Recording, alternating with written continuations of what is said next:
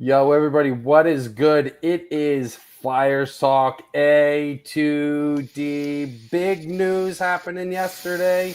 The guy in the jersey behind me has become a Philadelphia Flyer, reuniting with friends Cam York and best friend Jamie Drysdale. The Flyers have acquired Trevor Zegras from the Anaheim Ducks. We're going to talk about that. We got the draft happening on Friday. This is a big week for hockey, ladies and gentlemen. You're in the right spot if you want to have a good conversation. Hit that like, hit that subscribe, hit that share button if you're on any of those social media platforms that you can share. It's time to get the conversation rolling. Oh, let's go.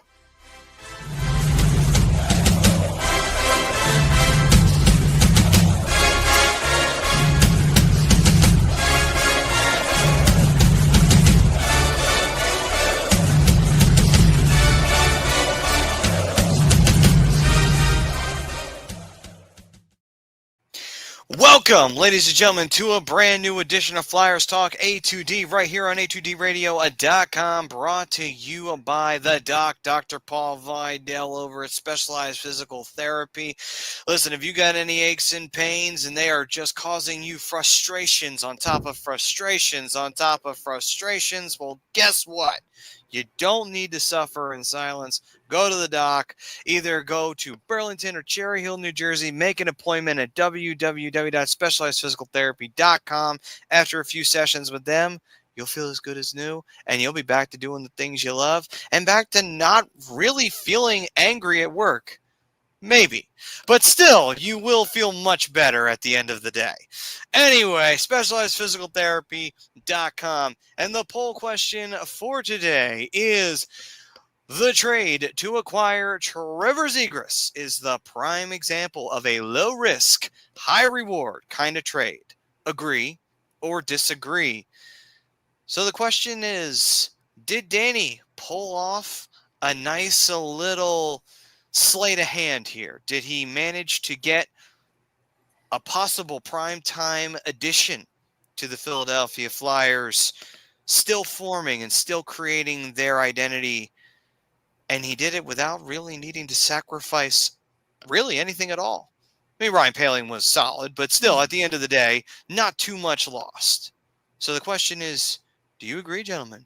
Do you think that Danny pulled off a little bit of GM magic? Or maybe not? Take it away. If you don't mind, I'm going to jump in first here, boys, because I got a lot to talk about with this. So I'm going to agree. This is an absolutely 110% low risk, high reward type of deal. So with Trevor Zegras and the situation going on in Anaheim, there was a lot of question marks. There was definitely not a ton of leverage on Anaheim's part as far as being able to ask for anything more than what they got. So I like Trevor. I think he's a fantastic player. I still think the kid has a ton of upside. He's only 24 years old. Here's where I think they lost a little bit of leverage. One, he's coming off another year where he's been injured. So he does have injury issues. He hasn't really – I think he has only had 2 seasons in his career where he's had over 60 points. It's a great move for what they gave up. And Poehling, the 45th overall and a 4th-round pick next year. I think Pat Verbeek, the GM of the Ducks, definitely pulled the trigger too early, I think, on this move. I think they could have gotten a lot more a little bit later on. And he did the same thing earlier in the year with Cam Fowler. Pulled the trigger too soon, got nothing for Cam Fowler, who went on to have a great second half of the year. I think that this is going to be a refreshing start for Zegras. I think being under Tocchet is going to be really good for him. Here's the one thing that I said earlier today at work when we were talking about it. He's going to be put back at center where he's been the most productive. He does have some weaknesses playing at center. He's not the best at faceoffs. He's not the strongest on the defensive side of the puck. We know what he can bring on the offensive side. He's got silky mitts. He's the master of the Michigan, in my opinion. I think putting him in the right combination with the right players is going to be an outstanding it's gonna be great for the Flyers. Let's just put it to you that way. I think he has the ability this year to 110% bounce back after the last couple years. I think being with Coots in this situation is going to pay off for him tenfold because he's one of the best face-off guys. He's still one of the best full-on two-way players in the game. And those are two of the things that Trevor needs to work on. There's nobody better in this league. The only other guy I would say is better to learn from in those areas is Patrice Bergeron, but Bergeron retired. So another guy would be Sasha Barkov in Florida, but obviously we know that was never going to be an option for Zegras. But I think this is a great landing spot for him. He is familiar with a few of the guys on the roster, so he's not coming into a brand new locker room essentially. The payoff is going to be massive for the Flyers in this deal. The only thing that I will say this from being a masterful magical move is going to be whether or not they re-sign him. He will be an RFA at the end of the year, so that's something to consider as well. Just a couple things here and there. I think the expectation should be a little tempered for him, just because, again, coming off an injury, new team, new system. If they can get him re-signed and he has a great year this year, giving up Poehling, a second-round pick, and a fourth-round pick would absolutely be, a steal of a trade for, honestly, a top 10 pick in his draft class. And the guy has fifth most points in his draft class. So, this is easily low risk, high reward. You give up nothing, he walks away. You didn't give up a lot. But if he resigns and has a great year, you gave up nothing and got a ton. And you got a massive building block for this team moving forward. But I'm excited. He's coming here. I get to look at him a little bit closer. I think this is going to be a good move for the Flyers and Trevor.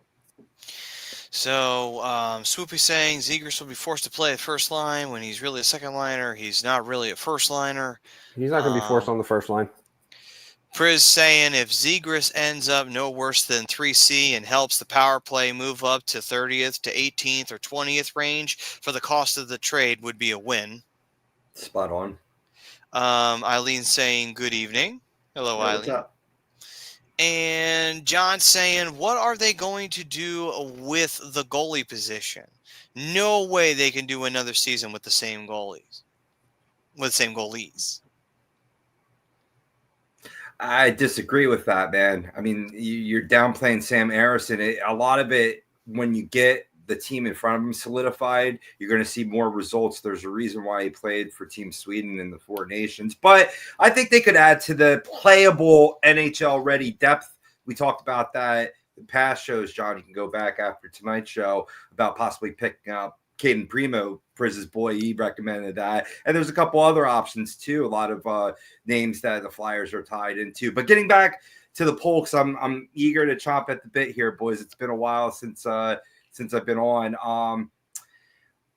Where can I start? I mean, I'm going to start, before I get my answer to the poll, I'm going to start addressing something Brian said. I don't think it's a slam dunk that Zegras is going to be playing the center ice position. While that would be great, I feel like he has the ability to help ameliorate the center ice position if he does play there. But in Danny's presser, he said that's ultimately going to be up to Talk, whether he plays a center ice or winger. Now, he has shown in terms of on a statistical level, from what I researched today, Brian, to show better results at the center ice position, his more natural position. So that seems like a match there. But if he's playing better on a wing and maybe they do need him, to Swoopy's point, up on a line, on a second line, first line winger, if he's off to a great start, why not? He has that talent. He's got that pedigree, right? But in the end, I think you can expect him playing center ice down a couple lines as he starts to get his game back, which is really a big question. Can he get his game back here in Philly? Well, to both your guys' points, a fresh start is a wonderful thing.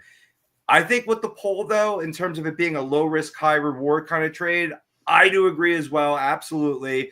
While Ryan Poehling is a fine player, to Maddie's point, and his work ethic and creativity will be missed, this deal costs the Flyers little for the potential upside that could be untapped in Zegras.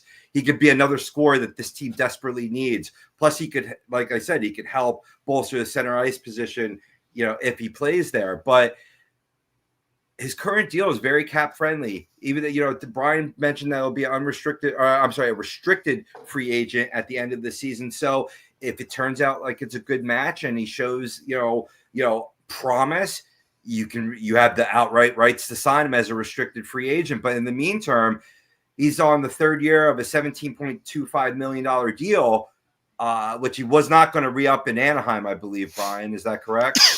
Yeah, so it was up in the air. I wanted to see what he was going to do under Q, and a lot of people wanted to see what he was going to do under Quenneville. And his sourness, a lot of it stemmed from the coach, like a lot of other players on the roster, which I think despite the positive finish that they had, the strong finish that they had after this past year, I think the main locker room vibe was to get rid of Cronin.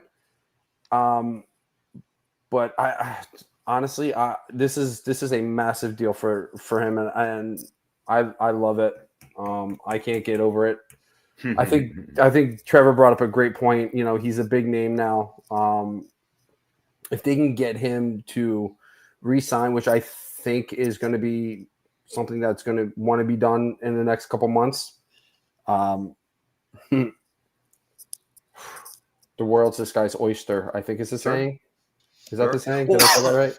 That's the saying. That's the saying. But to Soupy's point, and it's funny how I joked around about this earlier when we were promoting the show that if we were getting an Anaheim Duck, I would have preferred Mason McTavish. And it was funny that Soupy said that too. But I think there's more upside here. I mean, as much as McTavish would have been a good fit here as well, and maybe that's still on the table. But let's not be greedy. But focusing on Zegras, right? If you break down that deal, $5.75 million a year, right? It's cap friendly. And if he should not work out, what did the Flyers really use? Maddie, you talked about this. Back to losing Poehling for a second.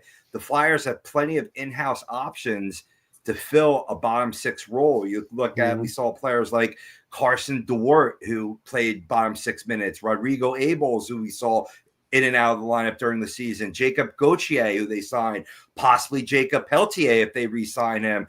I don't think this is done yet, boys, on the trade front, in terms of their roster. I mean, there's still a lot of time before camps open up, but leading up to Friday night, it should be awfully interesting, Maddie. It will be. Benny, of course, agreeing with that sentiment. No disrespect to Pales, but you can always find a bottom six forward. Much more difficult to get a top five. Absolutely. 100% agree.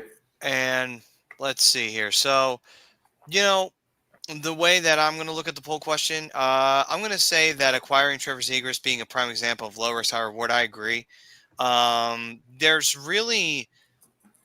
There's no reason to panic, when it comes to picking up a Trevor Zegras and saying, oh, okay, but he's coming off of an injury. It's like, it's okay. Because it's not exactly like you're picking up Trevor Zegras and you expect him to immediately make this team go over the hump. It's not like one of those kind of deals. It's not like one of those kind of trades. This is more of we're trying to shore things up, and we want a player that's already got NHL experience, who already has talent and has shown that talent. It doesn't always pop up every 5 seconds, but it does. And it's very good and it's very impressive. So the question is that can he transition what he's done in Anaheim coming off the injury into Philadelphia? And I think it's possible. I mean, Jamie Drysdale, for the time that he's been in Philly, I think that unfortunately he has not been able to avoid the injury bug, sadly. But when he's been out there for the Flyers, he's been a solid player. I just think the problem has been that unfortunately, he himself got hurt because of the hit that we all remember, and that took him out for 3 months? It took him out for a while. Yeah, it took him out for a while. And so that really torpedoed his season. Had he had the chance to have the full season, I think we would have had a lot more out of him. But I think for the time he was in the jersey and he was on the ice, he was fine. Just again, the injury bug decided to rear its ugly head. As long as that can be avoided, Zegras and Drysdale coming in, I think will be a really good plus for the Flyers to have chemistry there, to have that sort of comfortability in the locker room. And also it might help too because of the fact that you're having a new coach, you're having a new system being put in place, and you have a whole new vibe going on in that locker room. So I'm fine with it. It is low risk, high reward. I mean, at the end of the day, you might get the Trevor Zegras that came out in Anaheim in the first year or two of his time. And if you get that, great. If you don't get that, you didn't really lose a whole lot at the end of the day. Yeah. C'est la vie when that comes to that at the end of the day. And our old friend Trevor Harris brought up a really good point, who we haven't heard from in a while because my man's down there celebrating back-to-back Stanley Cups, working with the Florida Panthers. So congrats to you, Trevor. Always good hearing from you, man. I know it's been a while.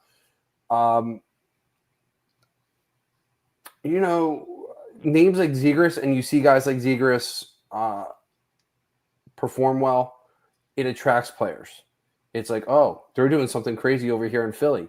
I think I might want to be a part of this.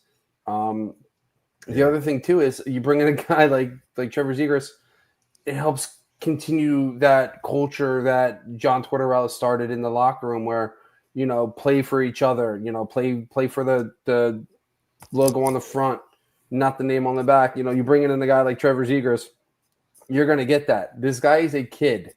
He's a big kid at heart, and he's going to help that locker room stay loose, stay limber, have fun. I'm telling you, this is a great addition for the Philadelphia Flyers. My big question mark for him is going to be is he going to be able to get through a full year? That's my only concern. I know if he does get moved back to center, which I think is going to be the more likely thing, is going to be really good for him. I think he's got the confidence in that position versus the wing. The only reason he got moved to the wing was because of Greg Cronin. He didn't like some of the things that I said earlier, with the faceoffs and not being able to play a strong two-way game. Moved him to the wing, and he's grateful for it because he learned some stuff. But where he's most productive, where he's comfortable, is playing center. And if you can put him in the center, and we were talking about this earlier, maybe if you get Peltier re-signed on a little prove-it deal, 2 years, maybe $2 million a year, you put him on left wing, Zegras the center, tip it on the right. Zegras knows what to do with the puck, and he can get creative with it. I mean, think back to that play with Sonny Milano against Buffalo on ESPN, flipping it up and over to Sonny Milano just to tip it in. Ironically, he can get so creative. Ironically, wasn't that the same play that John Tortorella absolutely trashed and did not like?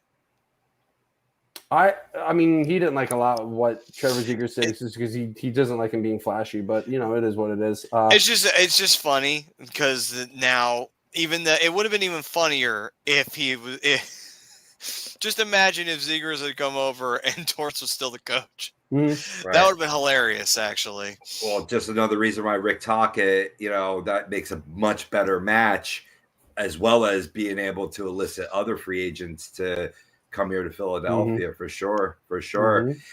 Hey, if you're just tuning in, I wanted to remind the fam, I don't know if you boys caught it, but Lazy Booking, awesome interview with WWE legend Layla L. Go back. You can go on YouTube, Facebook after you're done listening to us and go check that out. It was right before we went on, right, boys? Absolutely. Got to catch a little bit of some great stories being exchanged from Layla. And boy, before we jump back in the hockey conversation, what a different era that was with her before coming into the women's era. It is just the differences on creativity and what they can do and what Layla was able to do in her time. It sounds like it's night and day. Certainly is. It certainly is. And you know what? If you guys are fans of wrestling, it is definitely worth checking out. Chrome, bringing the goods and bringing a great interview to A2D and to Lazy Booking. So definitely go check that out and enjoy getting that fix of wrestling backstories and the fun stuff, and also the challenges that you face and overcoming them. So, all right. Now that we've got the Trevor Zegras poll question answered, at least from our perspective, and the fam can, of course, please feel free to jump in on that. I know Greg said he agreed to the poll. Don was on the agree side as well. But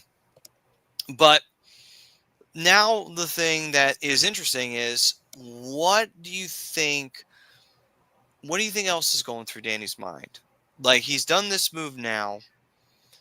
What do you think is next? Like, what do you feel? What do you think is rattling up there, at least in terms of, okay, here's what we've got that's possible, and here's what we're going to try and pursue.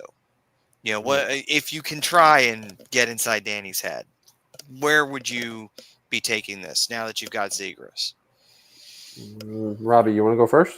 Yeah, I think it changes a little bit on what you're going to do come Friday and Saturday, right? Going from the first round to the second round, especially with those later picks. I think it's going to be an obvious pick at 6 that we'll get into in the second half of tonight's program. But I think it's going to affect, in terms of maybe them waiting a little bit in terms of center ice. Maybe they can center on getting another blue liner on this team, especially if they decide to potentially move on from Cam York, a friend of Zegras, which it seems like maybe the writing's on the wall to join the three amigos together. But we'll see how that transpires. But you can't have enough depth, especially when it comes to the draft. One guy that I have him targeted with their 22nd pick, or I'm sorry, the 22nd pick in the first round. Could really help bolster that in the future. We're talking about kids at this point. So to answer your question directly, Maddie, I think this might make them, this team's very right winger laden. You can dish a potential guy to maybe get a little bit stronger on the D line to help bolster the goaltenders, to John Malmos's point earlier on in the show. Okay. All right, then. Trevor's saying Danny's next move is to try and move the Oilers and Avs pick for a player, especially the blue line. Benny is saying Demko has to be a thought. Swoopy saying trading York.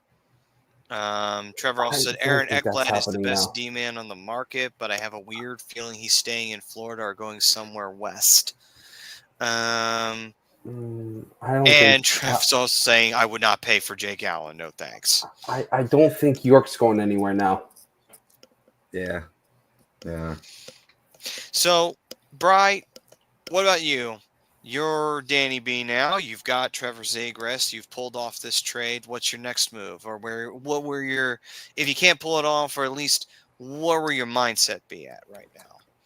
I'm staying the course as is. Number 6, I'm looking at a center. I'm looking to bring in another big-bodied young center. I am looking at either McQueen or Higgins, and I'll get into who I'm taking a little bit later on in the show. You tease. It's what I do best, Maddie. So, I'm still going to go center at 6. Like, it's still got to be the priority, because you still have some guys that are RFAs. You don't know what's going to happen. Obviously, trades can happen anywhere. We know that there's no really true guy in this draft that's going to make an immediate impact on an NHL roster. So we can take our time with drafting a guy like Higgins, Frendell, McQueen, Miso, whoever they get, Mortone, Ekblad, whoever they get at 6.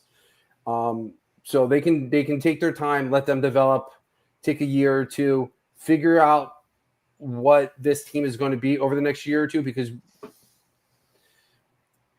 Trevor Zegras puts them in a better position to battle for a playoff spot this year, just immediately. But you stay the course. You look for a goaltender, and I'm taking a goaltender in a draft. I don't necessarily know if I don't know if I go after a goaltender this year in free agency or via trade, just because outside of Thatcher Demko, I really don't think there's really anybody out there that's attractive that's better than what we have currently. And I know Fedotov is showing that he's not really going to be a mainstay. Urson needs a competent backup. We know this. But are we really expecting the Flyers to make the playoffs next year? That's it's a lot to ask. Stay the course. Let's just stay the course right now, and whatever happens, happens. If the right move comes along, like Danny said, if the right move comes along and it makes sense, they're gonna make it. But right now, I think you just stay the course, go for a center at 6, figure out what you want at 22. I don't think they're gonna get Byram from Buffalo now. Apparently, they're asking for a right-handed defenseman, and the defenseman that the Flyers have available for trade are left-handed. So, I mean, we'll see what happens. But if I'm Danny, I'm staying the course right now until something really wows me. Greg is saying this should change the plan for 6 in any way. If they make a slight adjustment later in round 1, fine. But like the poll, this has a chance to be a 1-year rental, so don't change 6. Spot on, Greg. Right. Trevor saying, yep, exactly. Trevor's saying, I know Boston is trying to unload Swayman. Oilers are kicking the tires.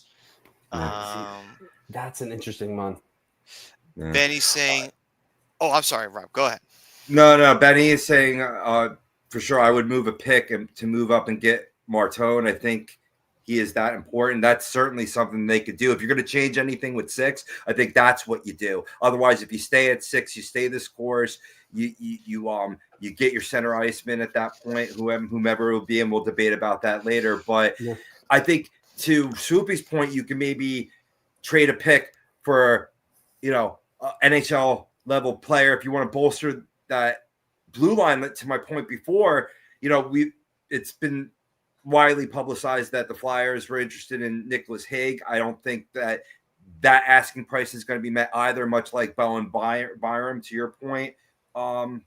Brian, I think a guy that I'm more interested in that the Flyers may target through trade would be Alexander Romanov of the New York Islanders. You're talking about a guy 220, right? He throws the body around, not offensive liability either, and a good defensive minded guy. So that could be, all these things could happen before come Friday night, Maddie. So it'll be interesting to see how that goes.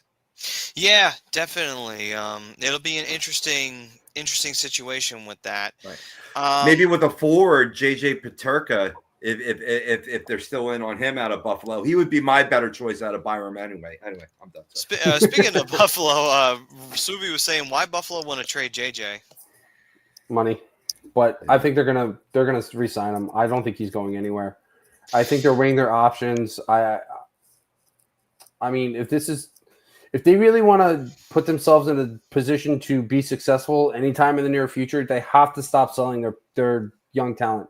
They've done it for the last few years, and it's making no sense. They gave up on Jack Eichel. Look at what he's doing.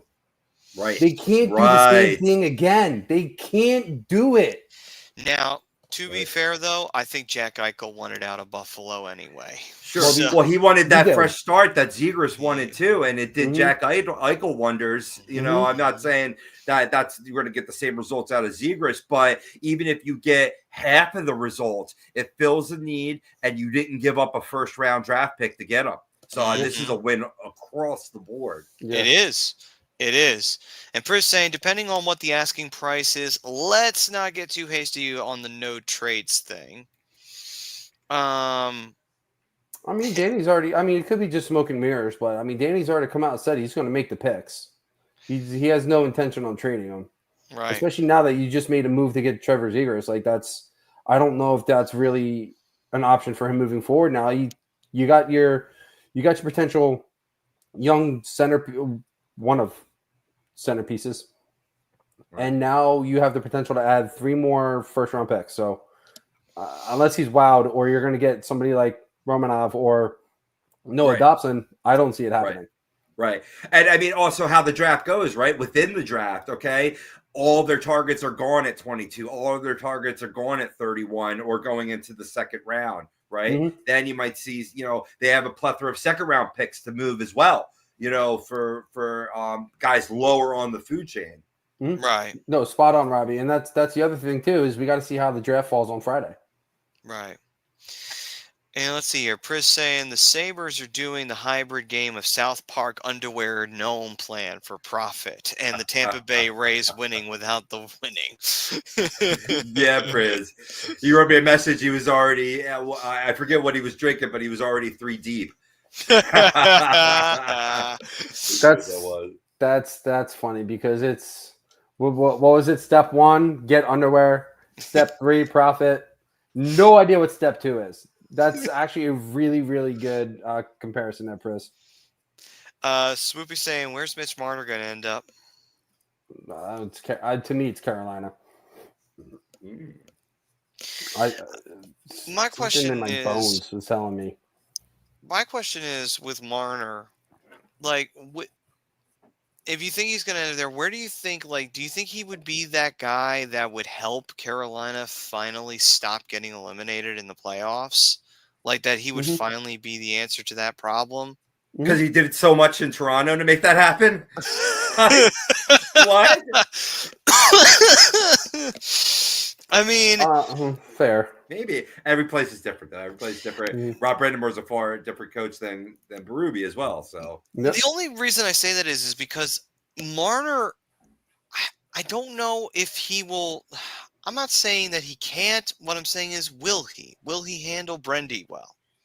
Because I know Brandemore is different from the coaches that. And now, yes, Berube can be hard nosed too, but my question is, would that wind up benefiting? Would Marner handle that? Or I think so. You think he would? I think so, and the reason why I think so is because the players like playing for him. Okay. Just look at the success. Look at the success they're having. They don't have a superstar. You know what I mean? And they're still consistently in the division run every year. They're consistently winning playoff rounds. They may not be getting over the hump, but they're consistently winning playoff rounds. This team can.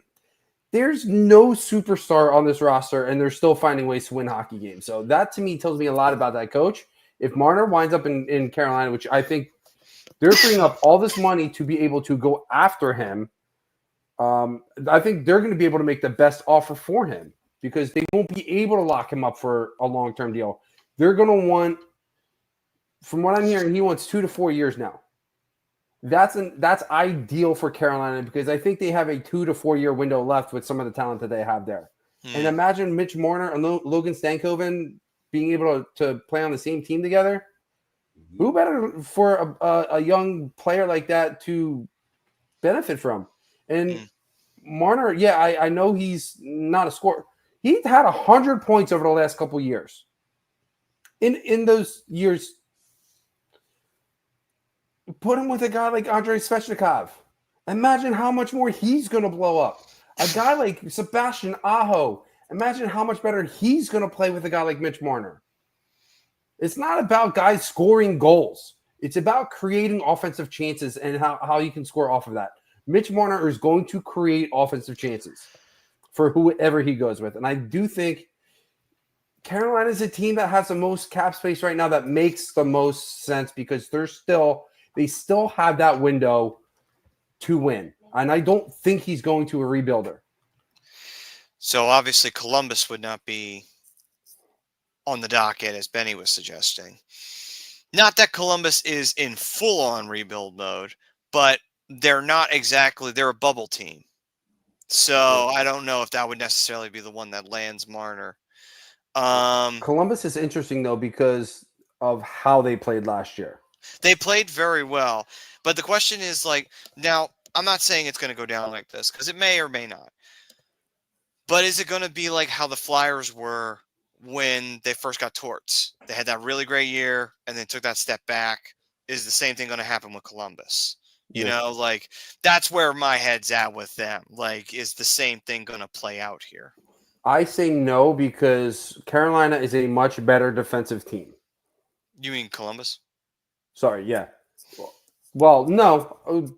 Carolina is a much better defensive team. That they are. Columbus, I know, had a little bit of extra fire under their asses this year with everything that happened to Johnny at the beginning of the year, which obviously still continues to break hearts. Here's my thing with Columbus. They have a shit ton of money. They have the second most in the league right now. I'm blanking on who's first. San Jose's first. Anaheim's third. Carolina's fourth. That's another reason why I think Carolina gets them, because they are the only team right now that's uber competitive that has almost $30 million to spend right now. I think it's like 26, 27 million in cap space. They got plenty of money to make a push for Marner. And I know state tax does play a part in where teams go, but I think Marner wants to win. Makes sense. Makes absolute sense. Let's see here. Trevor also saying, here's the thing with Carolina. They are heavy on analytics, and GM and coach can't agree on players. Plus, the owner is cheap. I mean, Interesting. I agree. But I think this is a once in a lifetime player there, Trevor, that I don't think they haven't really put themselves in a position to grab in a long time. I think the owner wants Marner too. That's true. And then also on top of it as well, with the owner being cheap, I would say though, that's like you've been in the playoffs consistently. You have not gotten to the Stanley Cup final. If this player is the player to get you over the hump, if that is the way that it's being perceived, or if that is how this is being taken, you take that chance and you spend the money. Yeah. Because how many times you've been to the playoffs, how many times you've been to the third round. I mean, the biggest accomplishment that Carolina made this year was that they won a game in the Eastern Conference Finals. That's the biggest accomplishment they have this year to show for their hard work. Mm-hmm. That's not good enough. You want to win the cup. So the thing is, like, if this is the player that you've been needing for the longest time, cheap or not, it's the one player you break the checkbook out for. Everyone else, no. But this is the one. This is the one. I trust you, Trevor. I lived in that area for 2 years, man. I've heard it. I understand it. I mean, Don Waddell's not there anymore, so that's a plus. And you know, I think he can really play. I think he can improve his game. Twofold. No, well, not twofold. I'm not gonna get that confident, but I think he can improve his game going to Carolina. I mean, Vegas has to find a way to clear cap space. I don't know if necessarily that's going to happen. I mean, Anaheim is a team that makes sense, but you know, they're probably another year away from being a playoff contender. Plus, Hughes already come out and said he wants Ekblad. So maybe Anaheim. Although I don't know if I'm thrilled about spending $14 million a year on a player like him. Tampa would be interesting. That would be a huge shot in the arm for Tampa. I think there's going to be like 3 teams that aren't going to be in on Marner, and it's Colorado, Dallas, and whoever the third team that has the least amount of cap space available. And I don't remember who that was, but I think you're going to see about 28 teams make a push for this guy. Right. I mean, if he were to wind up in like Colorado, I mean, quite frankly, that would be terrifying because they have so much talent there. But like you said, they don't have the cap space for him. If we were living in the non-salary cap era, I could guarantee you he'd be on a team like that, and he would probably be on his way to a Stanley Cup because it's like Colorado is still that good, despite the fact they didn't win the cup and they haven't won it in a little bit. They're still that good. Actually, oddly enough, Tampa Bay was the third team that has the least amount of cap space. They only have $3.48 million in cap space for them. One of the sleeper teams I could see is maybe a team like Utah, Chicago could potentially be a team that he winds up in. Utah's interesting. Maybe Calgary. Calgary, I think, has been linked to them, and currently they only have 2 roster spots open too. So, be interesting. I mean, I will say this: if Marner goes to Chicago, that'll be huge for Connor Bedard, and Chicago will probably go up a little bit in the standings. Would that be enough to get them into the playoffs? I'm not sure, but I would say that that would be a massive plus for them in terms of their rebuild. Minnesota, that would be interesting if he went to Minnesota. They have a decent amount of cap space too. But they also got to worry about getting Kaprizov back on the contract Right. next offseason. And Trevor saying Chicago's 4 years away from 4 years away. That team stinks. I mean, hey, it could be worse. You could be San Jose. You could be 10 years away from being 10 years. So, you know. I think Chicago gets Porter Martone and finally gives Bedard somebody to grow with. Joe was saying Zegras is a good start, but bring back Giroux, get Marchand, and like 4 first-round picks for Connor McJesus. So bringing back Giroux would be interesting. Marchand, no, because he's staying in Florida. I don't think he's staying in Florida, but he isn't now. I don't think he is. I think he's going to get X amount of money with the Panthers. I think he's going to get more money on the market, and I think he's going to go somewhere else. It's true. He did prove his value in the playoffs. So, Connor, I mean, yeah, I don't know about that one. Wait a year. You don't have to give up 4 first-round picks. You can sign him as a free agent. Ouch. That was my knee. You know. That was my knee. That was fate intervening on that one. It's like signing him as a free agent. The fuck are you talking about? Trev saying, I say no to Giroux. That era is over. Chris saying, we got a franchise goalie. Trev saying the Panthers are going to keep Bennett over Marchand all day. I would agree, actually, to that. 100%. But yeah. So, gents, switch gears to the next one. Pre-draft predictions. So obviously Flyers are at number 6. Options are there. Before we jump into any of this, though, before we go into who we take at number 6 or who we think the Flyers are taking at number 6, do the Flyers consider trading this pick? No. Only if they can maybe move up to get Martone. If that's on the table, then I see them moving up. Otherwise, I think the point of emphasis will be to trade draft capital, move up next year and stick where you're at and build a lot of depth in this draft. Because after you get past the top 10, there's a lot of guys that sort of meld in there, right? So you can really trust your advanced scouting and go grab the guy you want, a la Jetlachenko. Yeah. I think I say no, but I also think it's going to depend on how the draft falls, because I think this is such a wild card draft that I think outside of Misa and Schaefer, who I think are going to be 1 and 2, it could literally go any number of different ways. I've heard Frondell at 3 to Chicago. I've heard Porter Martone at 3. I've heard Frondell at 5. I've heard Caleb Denourier at 5. Like, you can literally go anywhere. So I think it depends on how the draft falls. As of right now, I'm sitting at no. I think they stay put at 6 and they make the pick there. Okay.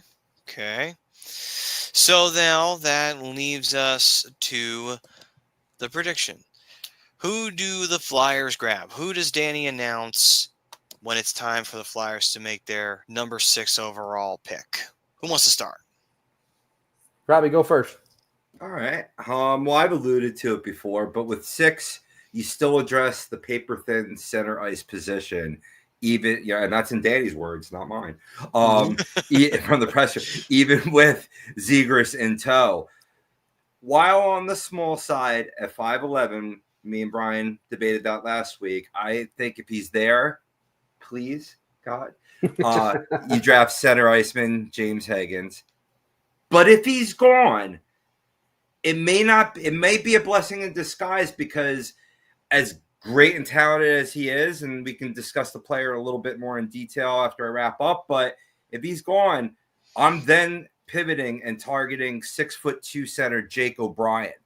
I like his skill set. I like his size. And I think you could follow that up by hiring his coach from Brantford in the OHL, Jay McKee, for the vacant Phantoms job. And he'll be there in place to help develop this kid. So that would be a really target. I know McQueen could be an option there too, Brian, right? But I just see him going later, even 10 or outside the top 10 in drafts. Maybe it's people putting too much stock in the back, but the back is okay though. Back is okay. That's my guy. I wanted to take Roger McQueen at 6.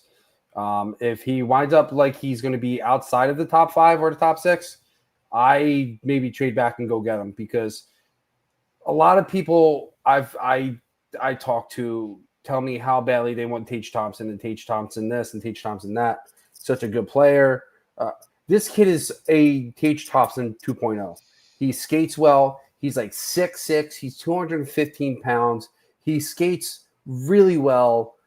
He's got a heavy shot as well. And this is a guy you don't have to rush up right away. You know, I like James Higgins. I like the skill set he has. The only reason why I would take McQueen over Higgins is just the size. Just the size. The other thing about McQueen that I really like, that I think hinders my point of view on James Higgins, is McQueen has a really strong two-way game. He can play the 200-foot game, which to me is a little bit more important, which is what we're looking for right now. Hang on. I'm still dying over here. So been dying for like 3 weeks. So for me, it's more so I think McQueen brings more to the table. I understand the worry about the back, but he says he's 100%. From what I've been reading, he had a great combine. I think he's going to raise his stock. And I think if he's there at 6, got to get him. Well, Brian, if maybe you're the hockey Jesus, where you're sick for 3 weeks and then rise from the dead. So I'll pray for that for you. But I disagree with Higgins though, in terms of, I mean, hey, these are all good prospects, all potential good, strong 200-foot guys. But Higgins, despite a little lack in size, has shown that he's a plus 21 with Boston College last year. Right, shows that he can really assist, be a playmaker, and bottom line, I'm a Team USA mark. He played on that under 20 team as well with a couple other prospects that I'm targeting on my list here. But like I said, I mean, if he's available, that's an option. McQueen's available as an option. Jake O'Brien, right? He had 51 assists 2 years ago with Brantford Bulldogs. And then followed that up with 66 last year, along with 32 goals for 98 points. Mm-hmm. That's juicy. He's a playmaker. Right. But he's a little less. He's not like, but his plus minus is low. We're talking a plus minus 4, plus minus minus 2. So maybe he doesn't fill that 200-foot game as well. Well, I'll finish up by saying this, and we'll let Matty make his pick. Sure. Whether they take James Higgins or Roger McQueen, if it's one of those two guys, that's a win at the pick. I'm just going to say that. I will not be unhappy with either or. I would love to see a guy that's 6'6", 215, plays like Tage Thompson wearing a Flyer sweater. So for my choice, I really liked Roger McQueen. I liked the fact that he is a centerman, which we have been needing for a while. He does have the size, which is something that we also need, because how many times has it been a struggle for the Flyers to score ugly? They need to be willing to do that. It's been a challenge. You need that big center guy. You do. And I think that would benefit so many of the Flyers, especially a guy like Mitchkov, who would absolutely benefit with having a McQueen right there on the hip, who is a big body who can move. And at the same time, if he's got a scoring touch on top of it, it's like there's an added bonus to it. It's like, it sounds like he's the guy that you really need right now.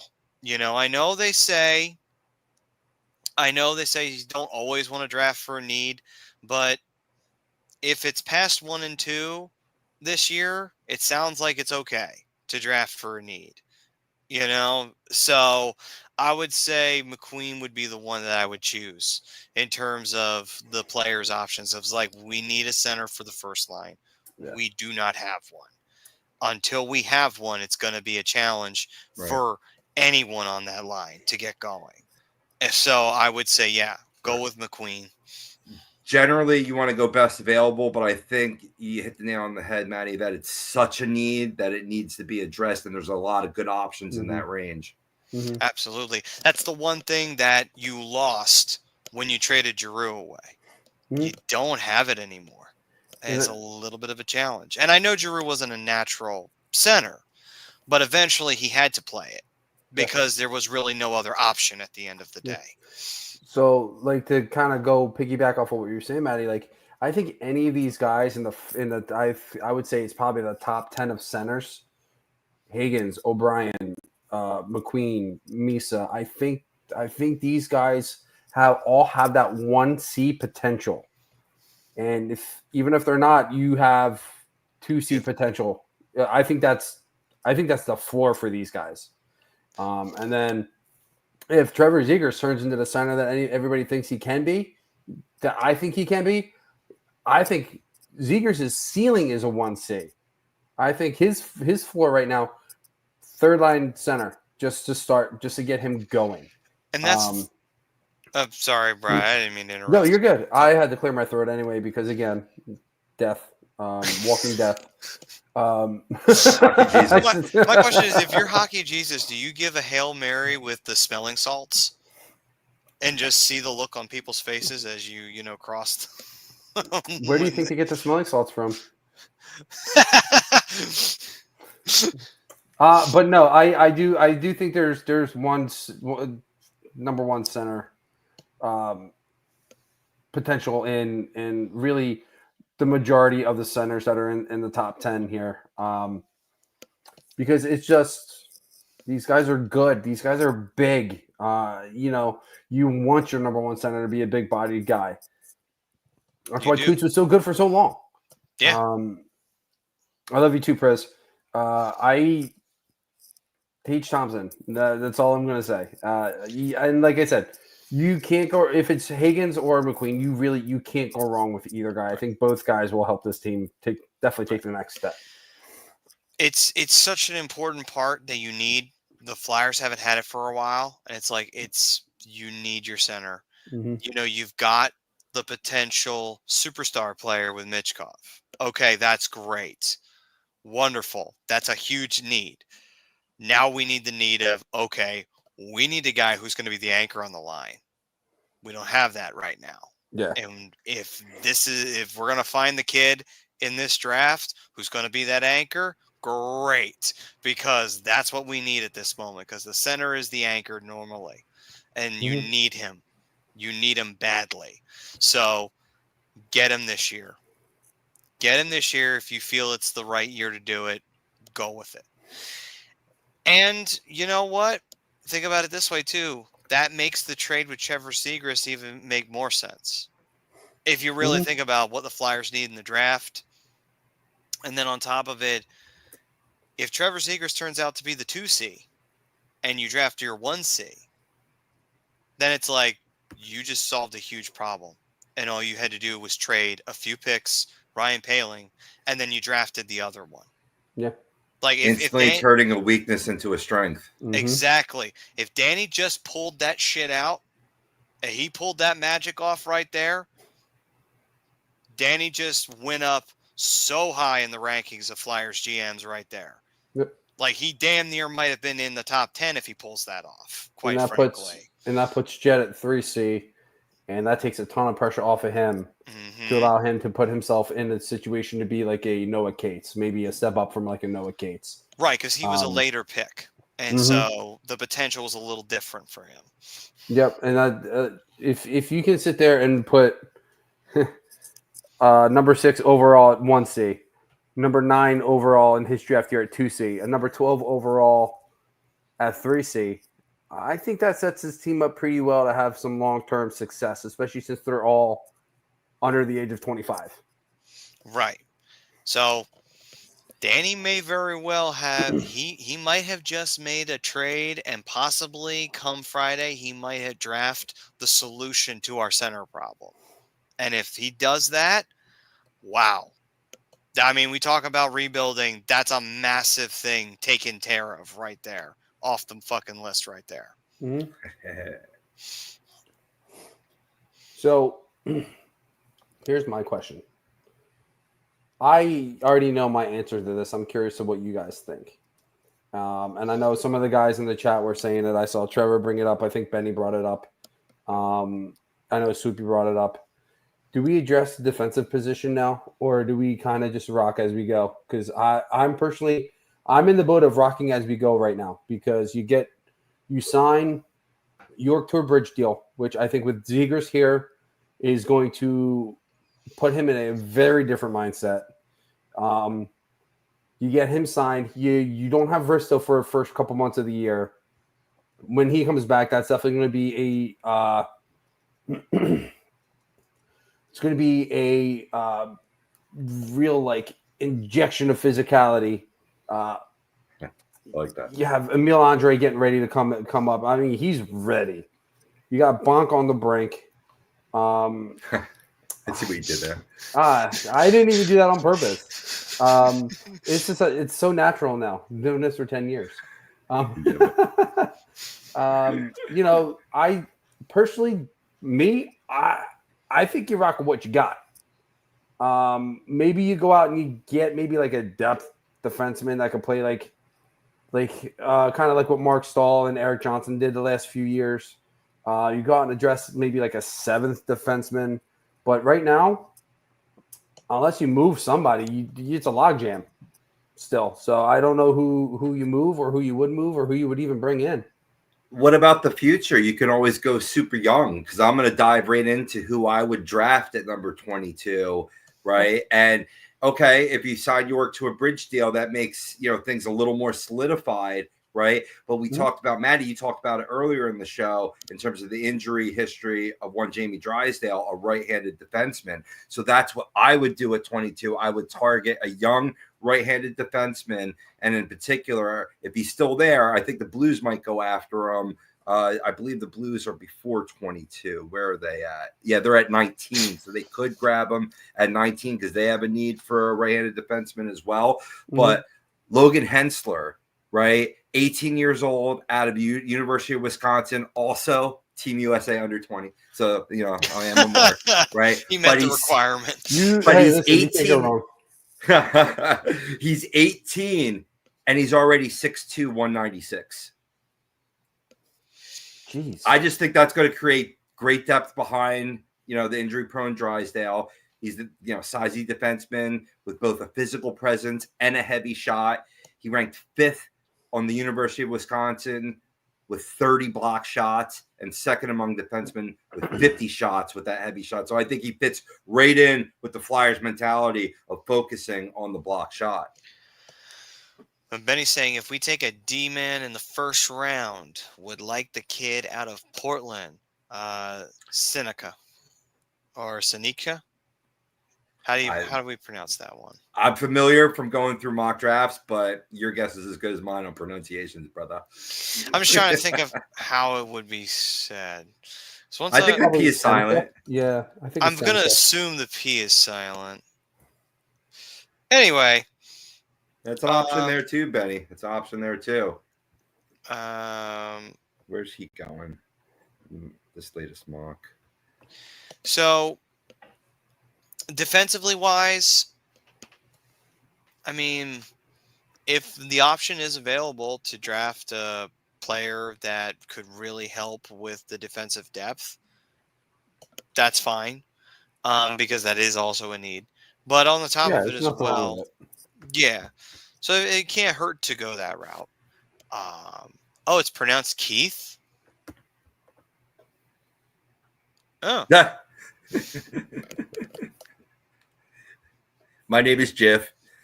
my name's Jeff. Um, There is no way that name is pronounced Keith. let's see. Andrew Bukowski saying, I'd let York walk, not sold on Andre. I'd signed Lindgren. He's only 27 and has played meaningful hockey in minutes with the New York Rangers and the Colorado Avalanche. Still can draft for the future with the middling pick. Well, I mean, they can't really let York walk, but I mean, I understand the frustration with Cam York, but here's the thing: he played really well under John Tortorella. No, he didn't have a great year last year, but let's keep him. We give up so quickly as a fan base on young players that don't shine a light so quickly. And then we wind up saying, hey, we should have held on to that guy. Can we let guys develop, please? I Got to spare. Got to spare. Sorry. I know it wasn't our, like, the fan base didn't get rid of him. Bobrovsky. Rob, I can prescribe something for that cough there, man. That's tough allergy you got there.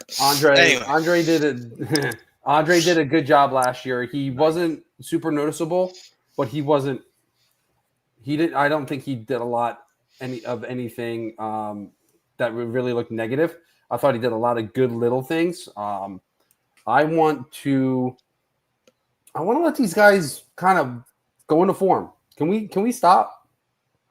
Let York walk. He's what, 23, maybe 24. Can he hit his prime first? Can we give him a little bit of time under Rick Tocchet to see if he can improve his game? Because the minute we trade him and the minute he gets good, we should have held on to him. Mm-hmm. I'm over it. This is a part of the reason why the Flyers can't have long-term success. My question is, how many years has York been on the Flyers? What, 3? Before that, I think he's been in there 5 years. 4 or 5 years. Okay. He's 24 now. He's 24 now. Because if I recall correctly, he was drafted by Chuck Fletcher. So 4, really. He played 3 games in 2021. So it's really just been 4 years. 4. Okay. So 4 years in his early 20s. Still pretty young for his age. Right. Not to mention, too, his potential was what? Second pair? No, they expect him to be top pair. They expect him to be top pair. Mm-hmm. I get where, so I do understand where that frustration would come in. Same. Yeah, and I get that. However, what I would say is let's bridge deal him. Let's give him the prove it deal. Let's say, all right, show us that you can do it. If you can't do it, then this is your last shot, essentially. That's the way I would go about it. Right. And you give him a low contract. Don't lowball him, but give him what you feel he should be making at this time, and just tell him, listen, you may not be satisfied with this, and that's fine. I want you to channel that, and I want you to show me on the ice why you deserve more. Right. Go show me. And one thing going in his favor, Maddie, is that new coach now. So you can throw that towards holding me back excuse out the window, put up or shut up. And Tocchet could be exactly the guy, much like we talked about with Owen Tippett last week, or 2 weeks ago, right? Where let's see both of these players play a full year under Tocchet. And yeah, then if you haven't proved it, it's time to move on. Spot on, Benny. Spot on. I do too. I think York takes another step forward under Tocchet. See, here's the thing. I've been saying this for a couple weeks, and I'm going to say it just one more time for the guys in the back. I'm going to say it nice and loud. Tortorella was not a player's coach because he did not play the game.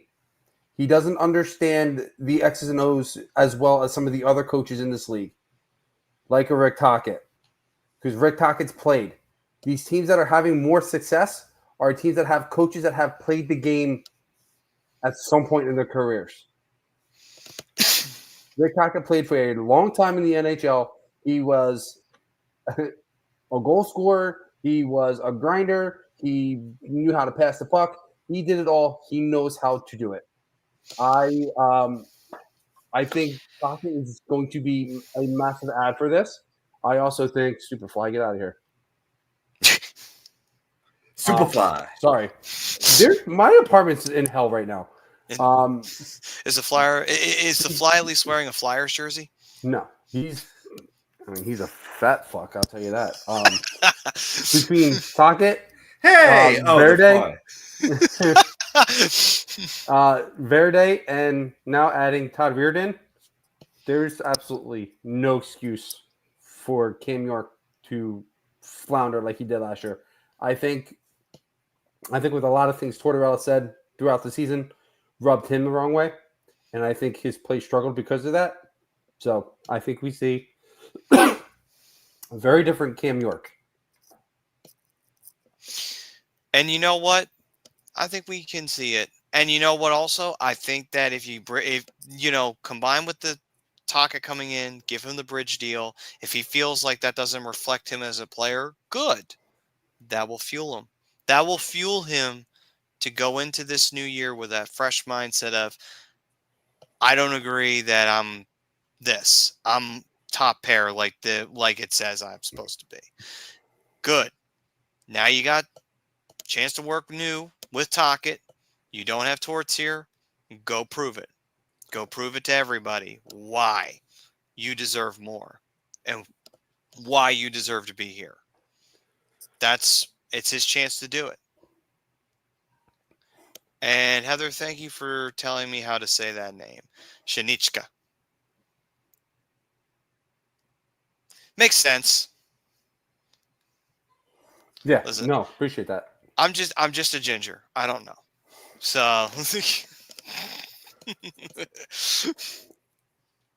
I know it might be hard to know that now that I don't have hair. But don't worry, you can still see it in the beard.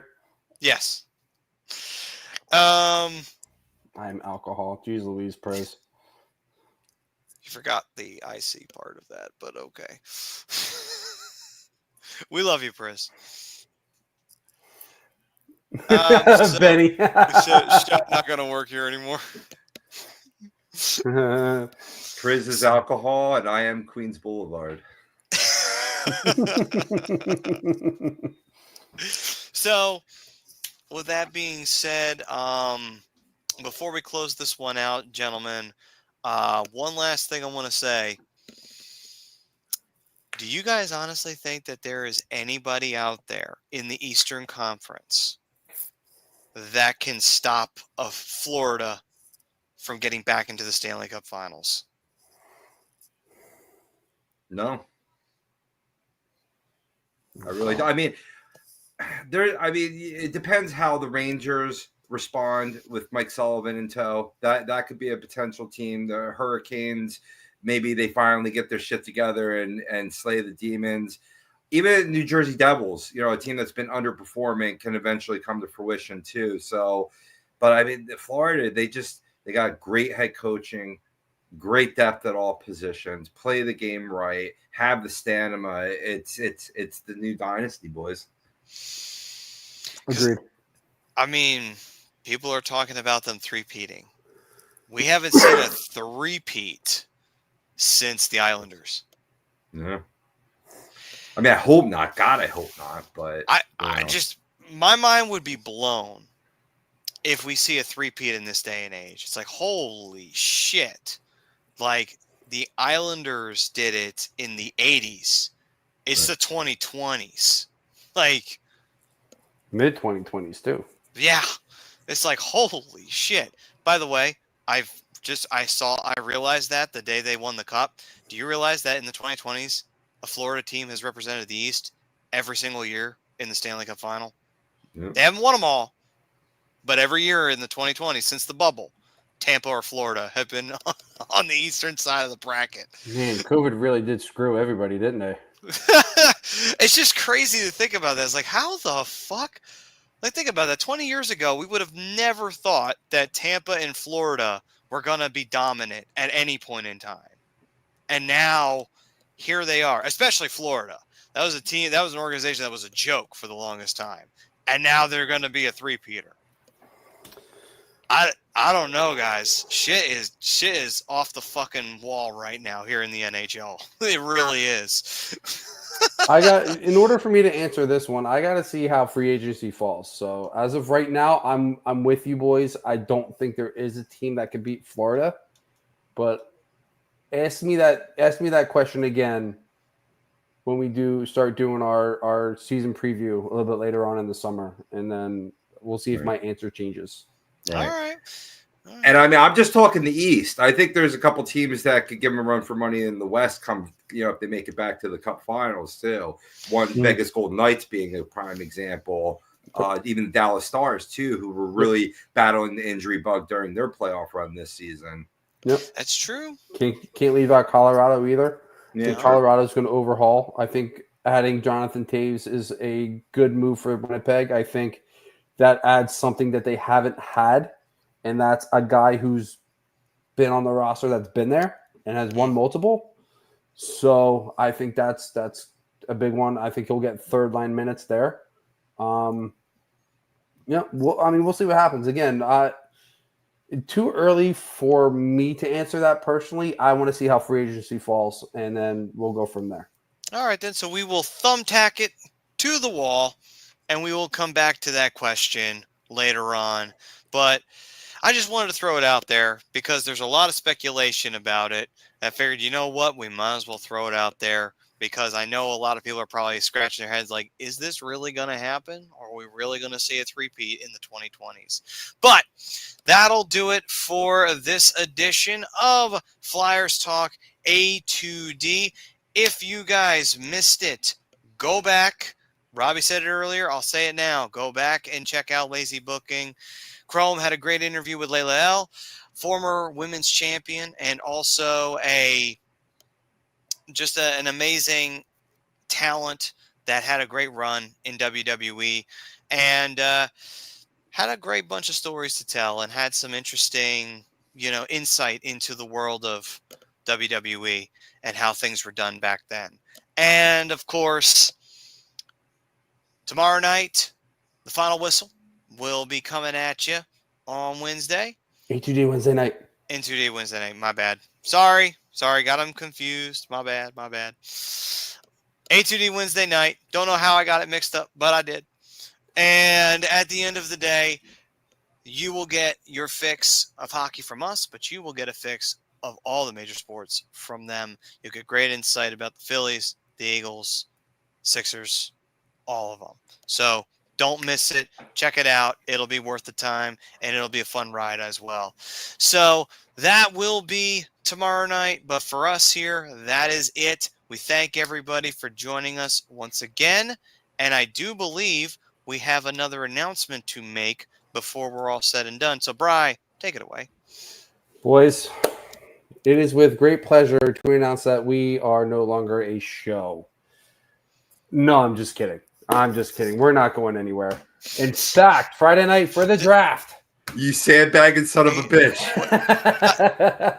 Actually, we're not a show. We're a movement. That's what we are. That's right. Especially this week. Yeah, move with us on Friday night. We will be going live around 7 o'clock. And we are going to react to the entire first round of the NHL draft. You guys have been asking. It finally lined up with our schedule to be able to have us do it. It's going to be me, Robbie, Maddie may join us at some point. We're going to try and get some other guys from A2D on with us. We have another guest coming on with us as well, possibly two.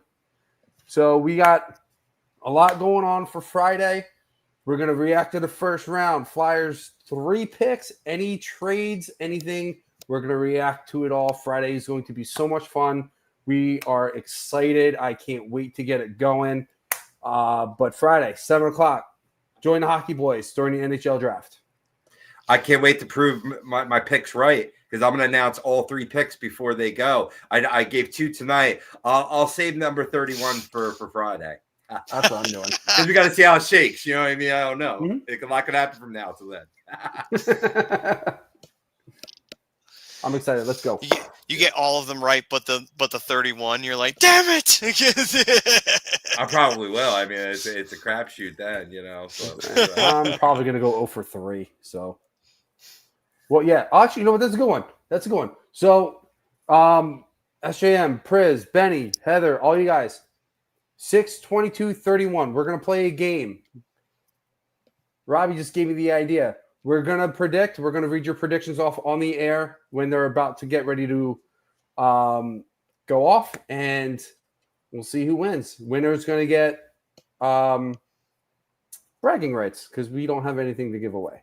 So it's gonna be fun. Make sure you join us Friday night at 7.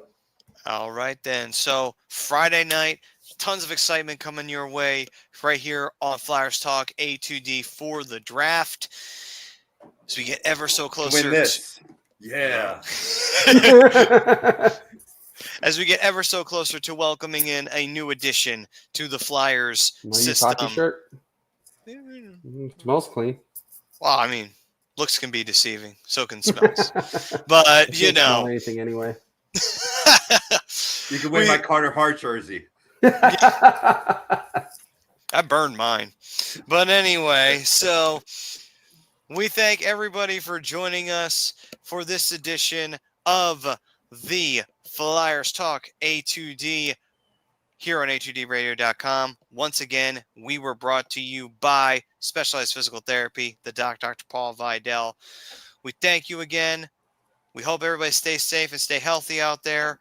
If you are going to go outside to work out or to do anything, with the way the weather's going here in Jersey, please take a bottle of water with you. It is very humid here, and there's supposed to be a ton of thunderstorms, so maybe not go outside at all. Anyway, we thank you. Coming Thursday. Relief is coming Thursday. Right. So we thank you for joining us. We'll see you next week. Actually, we'll see you Friday right here on a2dradio.com. Peace and love, everyone.